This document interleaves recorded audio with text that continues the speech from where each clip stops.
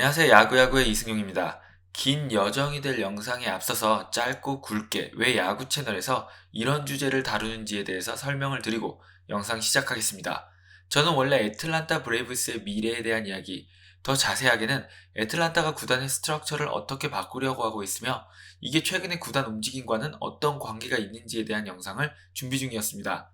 하지만 현재 애틀란타가 하려는 구단의 체질 개선에는 메이저리그의 금지 조항 하나가 큰 장애물이 되고 있고, 바로 이 부분을 설명하기 위해서는 중동의 오일머니, 중국의 차이나머니, 그리고 스포츠 워싱에 대한 이야기를 해야만 하는데, 제가 애틀란타 이야기를 하는 도중에 이 이야기를 또 시작하게 되면 배보다 배꼽이 더 커지게 되고 애틀란타 이야기가 조금 더 떠버릴 수도 있고, 뭐 그런 이야기들 있잖아요. 이야기가 너무 산으로 간다, 중간에 이야기가 너무 길어서 본론을 까먹었다, 그런 이야기들이 다시 나올 것 같아서 아예 이 주제로 영상을 만들고, 영상을 다 보셨다는 가정 하에 애틀란타 영상을 따로 만들기로 했습니다. 카타르 월드컵, 메시, 사우디, 코비, NBA, MLB, 그리고 PGA까지 스포츠 워싱이라는 주제로 여러 선수와 스포츠를 넘나들며 이야기를 풀 예정이고요. 그 시작은 카타르 월드컵이 되겠습니다.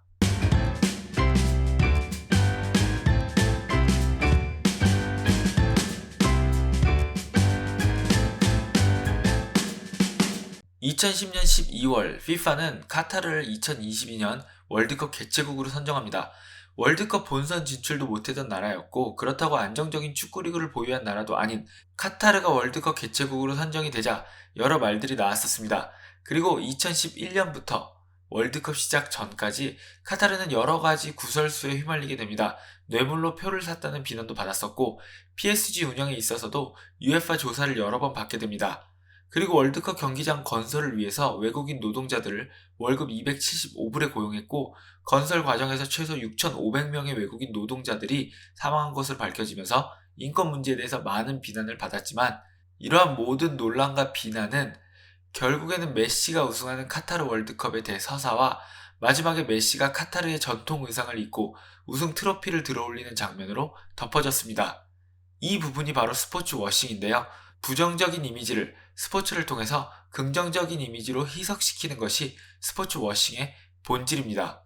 스포츠의 팬덤은 꽤나 강력해서 자신들이 응원하는 팀이나 선수를 위해서 그것은 착한 잘못이라는 피해 실드를 치기도 합니다. 경제적 고통으로 괴로워하는 아르헨티나 국민들을 위해서 우승한 메시, 드디어 월드컵도 우승하면서 축구계의 더 고트가 된 메시, 이 서사와 이야기 앞에서 인권이나 부정에 대한 이야기는 힘을 잃었습니다. 그리고 카타르는 월드컵이 끝나자 메시를 활용한 다양한 관광 상품들도 내놓기 시작했습니다. 그리고 바로 이 부분을 사우디와 무함마드 빈 살만이 주목한 것 같습니다. 그들은 프로젝트 2030을 진행하고 있었고, 이 어마어마하게 야심찬 프로젝트에는 2016년에 만들어진 엔터테인먼트 섹터가 존재하고 있었고, 그 안에는 스포츠 부서가 존재합니다. 스포츠 부서의 목표는 스포츠에 대한 투자를 통해서 사우디에 대한 좋은 이미지를 만들고, 궁극적으로는 사우디에서 각종 스포츠 이벤트를 개최해서 스포츠 이벤트의 메카로 만드는 것이었습니다. 무함마드 빈 살만은 굉장히 유능하며 똑똑하고, 그리고 무엇보다 무서운 인물입니다. 하지만 사우디와 같은 환경에서 왕위 승계 서열 50위권 밖으로 밀려나 있던 인물이 어떻게 사우디의 미스터 에브리띵이 되었는지를 생각해 보신다면 실력만으로는 불가능한 일이라는 것을 아실 수 있을 겁니다. 무함마드 빈 살만은 프로젝트 2030의 스포츠 부분에 여러 가지 목표를 설정해 주었는데요. 이 중 하나가 최소 4만 개의 직업 창출이었습니다. 자, 이 부분을 기억해 주시기 바랍니다. 2018년 사우디가 미국 내에서 스포츠 구단 매입을 위해서 혹은 스포츠의 영향력을 확대시키기 위해서 로비를 해온 것에 대한 보고서가 의회에 제출되었습니다. 야구는 미국을 상징하는 스포츠로 여겨지곤 합니다. 이러한 이유에서 중국이 차이나머니를 통해서 여러 나라의 사업체를 매입할 때 메이저리그의 다저스를 매입하기 위해서도 시도했었지만, 결국 다저스는 중국 정부의 후원을 받은 투자자에게 팔리지 않았습니다. 사우디 역시도 2016년부터 미국 스포츠 구단 매입을 위해서 노력하는 중인데요. 보고서에 따르면 사우디 왕실은 처칠 리플리라는 미국의 컨설팅 업체에게 매달 22,000달러를 수임료로 내고 미국 내 영향력 확보를 위한 자문 및 유명인 소개를 부탁하고 있다고 합니다. 실제로 이 컨설팅 업체는 코비 브라이언트를 소개시켜 주었고, 사우디 왕실과 코비는 사우디의 농구 발전을 위한 일에 대해서 이야기를 나누었던 것이 사실이라고 합니다. 아마도 이 부분은 코비의 사망과 함께 더 이상 진행이 불가능해지지 않았을까 생각해봅니다. 미국 회사가 외국의 기업이나 정부를 위한 로비 업무를 대행할 경우 이에 대해서 미국 정부에 보고할 의무가 있으며, 사우디의 스포츠 산업 로비에 대한 정보 역시도 미국 내 업무 대리인인 처칠 리플리 컨설팅 회사의 정부 보고서를 통해서 자세하게 알려졌습니다. 이 과정에서 사우디가 당시 MLB의 COO였던 토니 패티티도 소개받았던 것이 밝혀졌습니다. 토니 패티티는 현재 대학농구 컨퍼런스의 사무국에서 일하고 있습니다. 이 보고서에 따르면 그 당시 사우디 왕실은 메이저리그 구단 매입을 위해서 메이저리그 사무국에서 영향력을 발휘하는 인물들을 상대로 로비를 펼쳤던 것으로 보입니다. 이렇게 2016년부터 여러 노력을 해왔지만 큰 성과가 없었던 사우디는 카타르 월드컵을 주목합니다. 카타르 월드컵에서 우승을 하면서 고트라는 칭호를 얻고 월드컵 시상식에서 카타르 복장으로 트로피를 들어올리기도 했던 메시는 월드컵이 끝나자 사우디와 여러 썰이 계속해서 나왔고, 실제로 최근 사우디 관광을 독려하는 SNS 글들을 올리면서 다시 구설수에 오르기도 했습니다.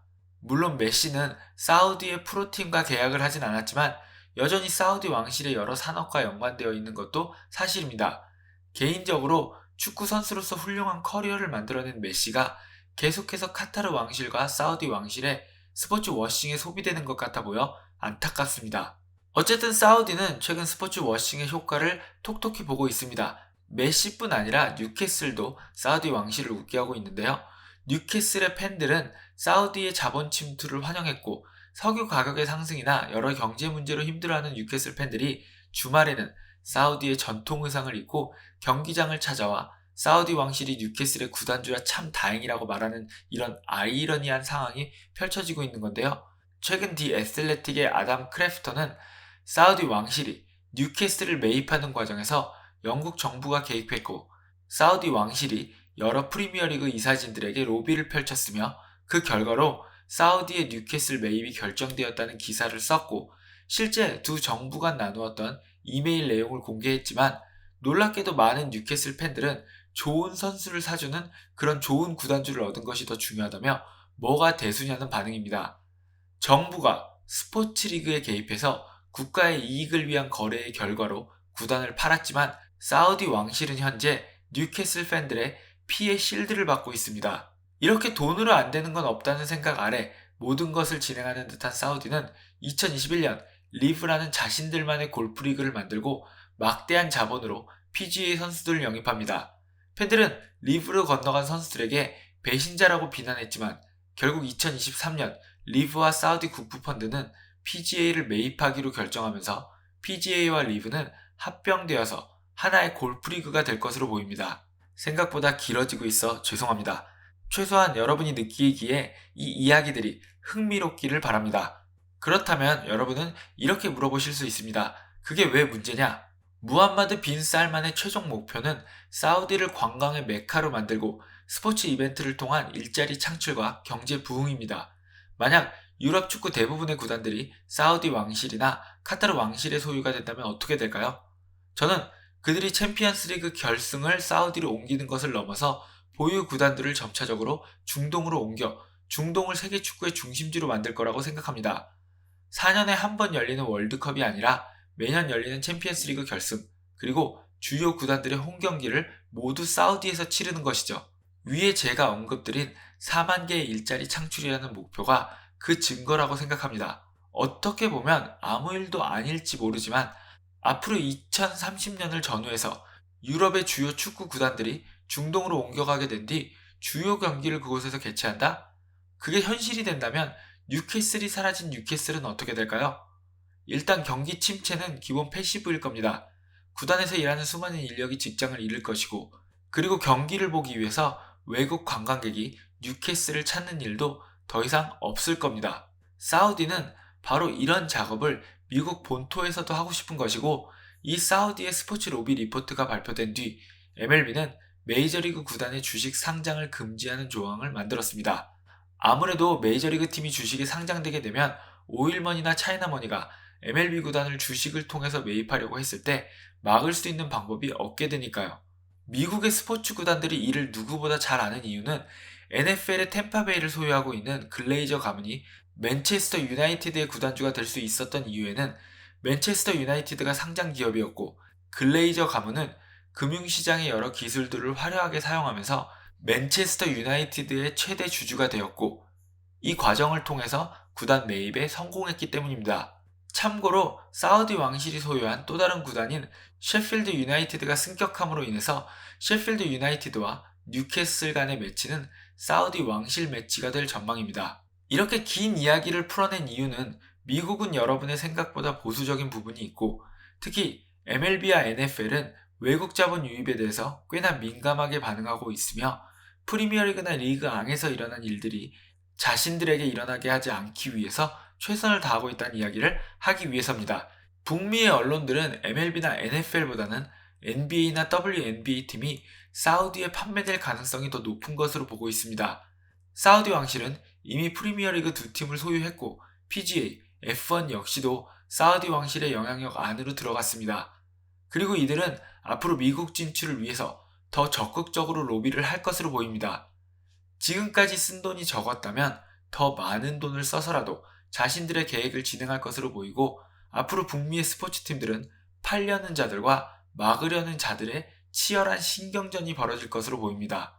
애틀란타의 계획이 실행되지 못하고 있는 이유는 현재 애틀란타가 아무런 의도가 없다고 해도 글레이저 가문이 맨체스터 유나이티드를 여러 작전을 통해서 매입했듯 애틀란타가 주식시장에 상장이 된다고 한다면 오일머니가 자금력을 앞세워서 애틀란타 매입에 나설 것이고 성공할 가능성이 높기에 애초에 상장 자체를 못하게 막으려는 것입니다.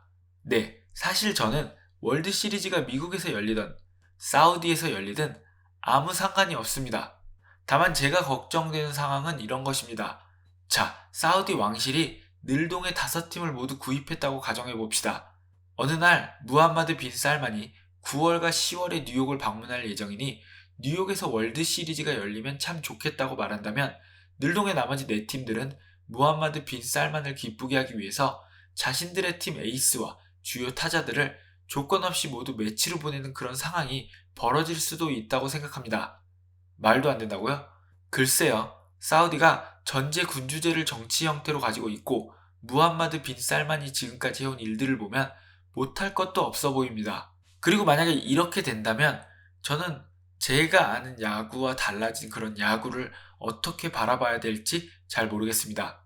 사실 이 주제는 제가 관심 있게 보고 있는 주제 중 하나고 여기에 대해서 본격적으로 얘기를 하기 시작하면 정말 모든 스포츠에 대한 얘기를 해야 되지만 저희 채널에서는 이 정도만 하면 여러분이 스포츠 워싱이 무엇인지 사우디와 카타르 같은 국가들이 오일 머니를 통해서 무엇을 이루려고 하는지 그리고 이것이 메이저리그가 최근에 내린 몇몇 결정들과 어떠한 연관이 있는지에 대해서 이해하시는데 충분한 배경 지식이 되었을 것이라고 생각합니다. 오늘 영상은 평소보다 많이 길었는데요. 지금까지 시청해주신 여러분 감사합니다. 저는 야구야구의 이승용이었고요. 여러분 모두 좋은 하루 보내세요.